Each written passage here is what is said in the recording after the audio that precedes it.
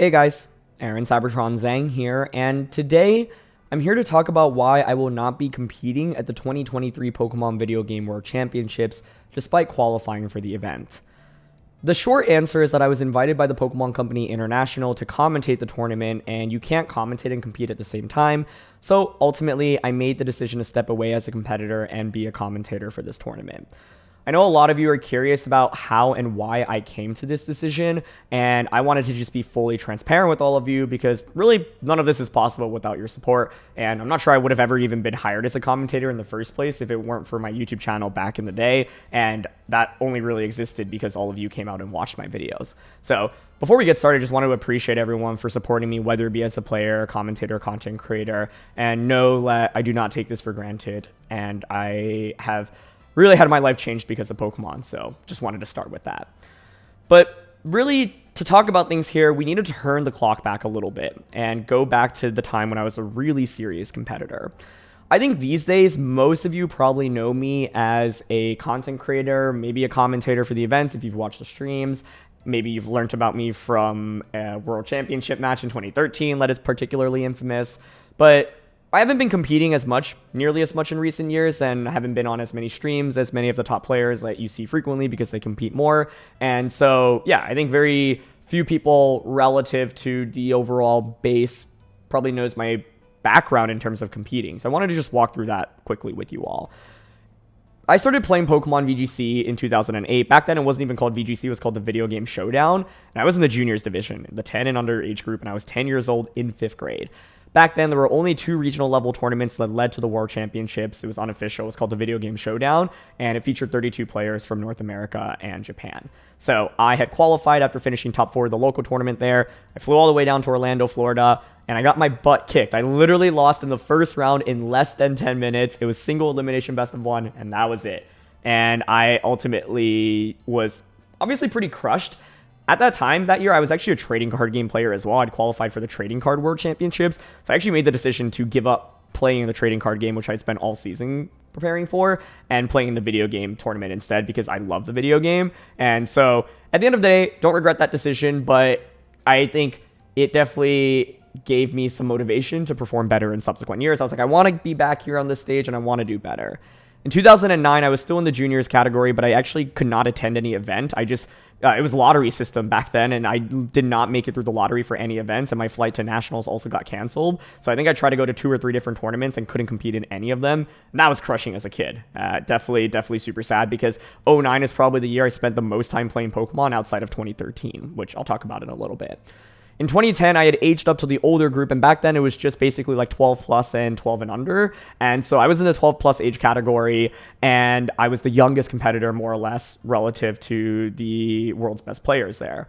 I'd finished top 4 out of 768 players, which was the largest VGC tournament back then to date. Now it's been surpassed by a couple tournaments this season, but finished top 4 there, went to the US National Championships, started with 4 wins and 5 wins guaranteed you a World's invitation, lost 3 in a row, and was 17th place. I was the second highest player with 4 wins and 3 losses, but I was beaten out for a World spot by just a couple of percentage points and missed out on qualifying for Worlds, which I was completely crushed by. I think 5 of my 7 opponents at that tournament had qualified for Worlds, but it's my fault, right? I won 4 in a row and then I lost 3 in a row. If I just won 1 more, I would have been good, and that was a really good life lesson to learn.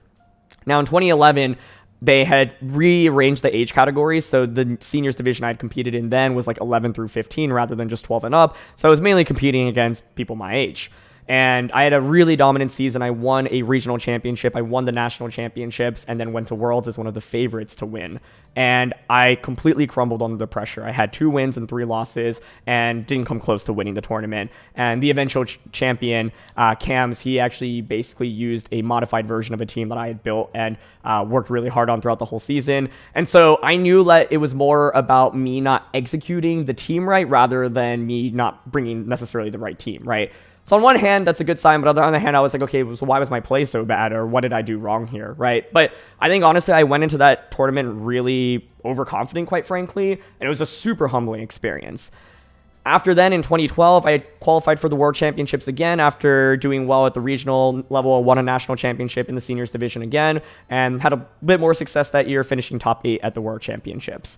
So I felt like I was getting closer, and I was like, wow, winning Worlds, okay, once you make it to the final bracket, you're just a couple of best of 3 sets away. So we flash forward to 2013, and I'm now in the Masters age group, the 15-plus age group.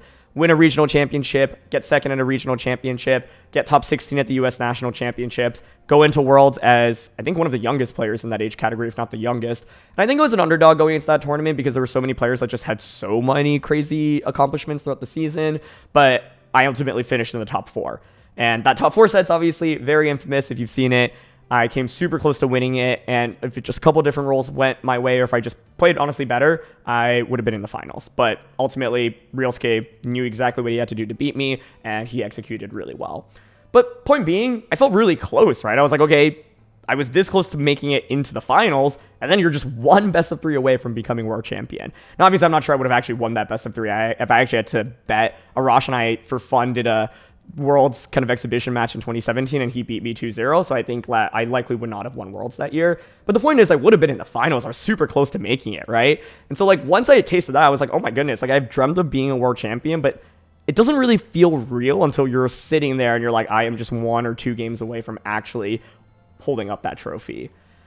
The problem is after 2013, things just really went the wrong direction, right? I competed at Worlds in 2014, 15, 16, or sorry, I didn't compete in 16, but from 2014 to 2017, I qualified for Worlds all of those years, right? So like 2011 to 2017, qualified for every World Championship in that span, and it was like an uphill string, and then it just started going downhill.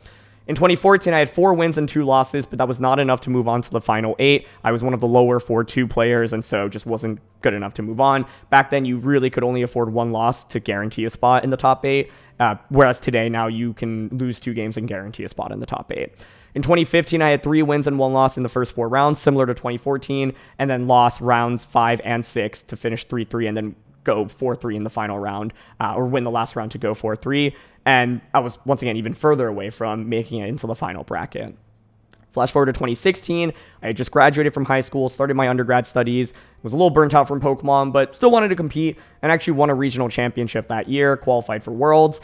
And at the U.S. National Championships, I was actually invited to commentate that tournament. I just turned 18, so I was able to work legally for the company, and I always knew I wanted to commentate. I had started a YouTube channel in 2014 because I love talking about the game, and so I accepted it pretty quickly. I was going to compete at Nationals initially, but I was like, I've already qualified for Worlds, might as well give it a shot. And I loved it. I absolutely loved it. I've been commentating now for 7 years, and it has never gotten old. I cannot tell you how much I love this game, how much I love talking about it, how much I love working with all the commentators, and just how much joy it brings me.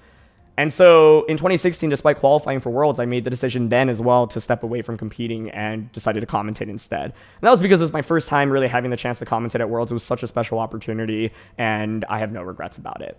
In 2017, I decided to come back into competing, had won another regional championship that year, and had qualified for Worlds, but honestly, I was not doing super well beyond the regional level. I went 6-3 at all of the international championships I competed in, which was really demoralizing, quite frankly. And then went to Worlds, competed in day 1, and I got eliminated super early on, and that was it. And one thing about getting eliminated at Worlds is it sucks.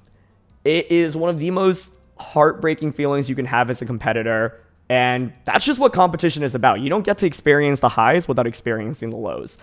But let me tell you, like, it is so painful. And I think it's beautiful in some way to have so much passion for something and you care about something so much that when things don't go your way, it is so crushing. But it was just a feeling that I was like, I just like really don't want to feel this. And I then took a step back and looked at all the different Worlds performances, 14, 15, 17. Why am I getting further and further away from my goal of doing well at Worlds and becoming world champion? And ultimately, I isolated it to a couple of things, right? Number 1, I felt like I just wasn't nearly as passionate about the game as I used to be. Number 2, I wasn't spending nearly as much time preparing for the World Championships as I did in, say, 2013 specifically. And number 3, especially in 2017, right, like the option of commentary was a thing as well, and so I always had to weigh that potentially as well. And ultimately, after 2017, I was like, I just don't want to compete at Worlds again unless I know that I'm going to give it my all, and I can say that I've put in every ounce of effort that I can in order to potentially be a world champion at the end of the day. Pokemon is such a hard game, and today the world's best players are so good. You can spend your whole summer, your whole year preparing for worlds and not even come close to winning. That's just how things are today. But the thing is, I said to myself, okay, if I at least put in that effort, then I can be proud of it, and regardless of the outcome, I can walk away knowing that I gave it my all. The problem is I have not really had that kind of motivation or really put all of my effort in for a world championship, say, since 2013. And I knew specifically that this summer would be really challenging as well, because I started grad school earlier last fall. It's a 2-year program. It's a program that I worked really hard to get into, and I'm really happy to be a part of. And it's something that is expensive, and it's something that means a lot to me. And I knew that I wanted to focus on everything outside of Pokemon in my 2 years there, while also balancing Pokemon. Coming into this year, I had a couple goals. I wanted to continue growing the YouTube channel and just making content that I'm proud of, and people continue to come out and watch, and you guys do that. I'm so grateful for that. I wanted to get back into competing again and hopefully have some good performances and qualify for Worlds, and I wanted to commentate tournaments as well. I wanted to see how I can balance all three of those. And I'm really happy with it, honestly, at the end of the day. I got top 4 of the Vancouver Regional Championships, which one, like, it stung a little bit just because, once again, like, once you get so close to winning, you get a taste of it, and you're like, oh my goodness, like, I feel it. It feels different when you're in round 2 of the tournament. You're like, oh, there's like 13 more rounds to play, but when you're sitting there in the top 8 or top 4, you're like, okay, just one more set, 2 more sets, and I can win. So that definitely revitalized me a little bit. And after just playing 3 tournaments this year, I'd qualified for the World Championships, which felt really good, and I was really happy about. But at the end of the day, I was like, okay, I didn't really have like spectacular performances outside of Vancouver. Like, I got top 128 at the European Internationals with 6 wins and 3 losses. I'm a player that really wants to win every tournament I go to. And then at another regionals I competed in, it was like top 32, right? So it was like, okay, that's fine, right? But it's like, if my goal is to have a deep run at Worlds or win Worlds, I'm definitely not at that level. And after playing both last season and this season, I know that I can beat the world's best, but I'm also very commonly losing to the world's best.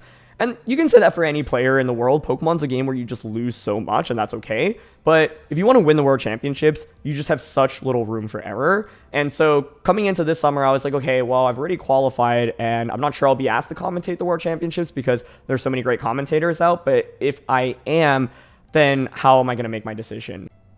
Ultimately, I made my decision on a couple of factors. The main one being, do I think I have enough time to really prepare for Worlds this summer? And the thing about time is you have the choice of figuring out how to allocate it and how to prioritize it. Now, if my goal was to only win Worlds this summer, I could spend all of the summer just preparing for Worlds. But that's just not the only priority I have for this summer, especially since it's my only summer during grad school. I thought that this would be a really good opportunity to further my career, figure out what I really want to do. And I had an opportunity that I was really excited about and still have been excited about working in this summer, and I wanted to make that my #1 priority. In addition, I think YouTube is something that continues to give me really good fulfillment. And I think at some point when I do decide I want to compete at Worlds in the future, I'm going to have to figure out how to balance YouTube with competing. And for this Worlds and this summer in particular, like, YouTube just honestly brings me a sense of joy that I can't get from anything else in life. The kind of process of making a video, putting it online, and then having you guys watch it, like, there's really nothing that beats that, and just, it really makes me happier on a day-to-day basis. And honestly, giving that up sacrifices a part of me in my life, right? And so that's also been a big priority for me. Move that, or put that on top of me moving to a new city and just having new experiences, and all of that leads to a fairly packed summer, right? And so I just felt like this summer I couldn't really put in my best foot forward in order to say, hey, I really gave it my all for winning Worlds. And so that's kind of how I made the decision. I think the other factor that weighs on my mind as well is just the opportunity cost of commentating versus playing. Playing is honestly really expensive. This would be the most expensive World Championship for me to attend in terms of paying for travel and paying for accommodations and food. Japan is obviously quite far away from the US, and it's just not the cheapest place to go to. Compare that to being a commentator where my hotel and my flights are comped for, and I also get paid for the weekend as well. That gap is honestly big enough that I actually consciously think about it, especially as someone who is still in school and paying through it and paying through loans as well. And ultimately, at the end of the day, I think maybe it's the immigrant mentality. My parents are immigrants, and they came to the US and worked really hard to give me the opportunities that I now have access to. And so for that reason, that's why, for example, education and my career were such big priorities after kind of that era of Pokemon that I was really competing in, just because I really wanted to make sure I gave it my all on everything outside of Pokemon. And honestly, I'm really happy with how things have gone. So now that I'm finally nearing the end of this educational journey and can finally really start my career next year, I am hoping to be a point where then I can reshift my priorities a little bit and focus more on competing. So my goal is certainly still to win Worlds at some point. It is the biggest dream that I have in life, and after coming so close a decade ago, I want it so badly, but I'm not sure I'll ever get there. And I'm okay with living life like that. But I want to say at some point that I have given it my all once more, maybe twice more, maybe even more. That might be 1 year down the road, 2 years down the road, 5 years down the road, maybe another 15 years. I've been playing this game for 15 years already, and I haven't stopped anytime soon. I know I love Pokemon. I know I'll continue to commentate. I know I'll continue to make videos, and I know I'll continue to compete. The question is, how do I balance all of those with these other things that I've talked about in life? So this summer, I will not be competing at Worlds, and for those of you that were looking forward to me competing, I do apologize, because I personally know how exciting it can be when your favorite player or your favorite team is in an event and you really want to root for them. And even just having that support and knowing I have that means so much to me. And I just know that when I inevitably compete at Worlds again, I want to give you all at least a performance that I feel like I can be proud of, and a performance that I know I can at least say, hey, I gave it my all. So that's kind of how I made this decision, but I will see all of you in Yokohama on the live stream or maybe in person as well. Thanks for your support this season. It really means a lot, and I hope that I can do my best job as a commentator at the World Championships. I'll see you all soon.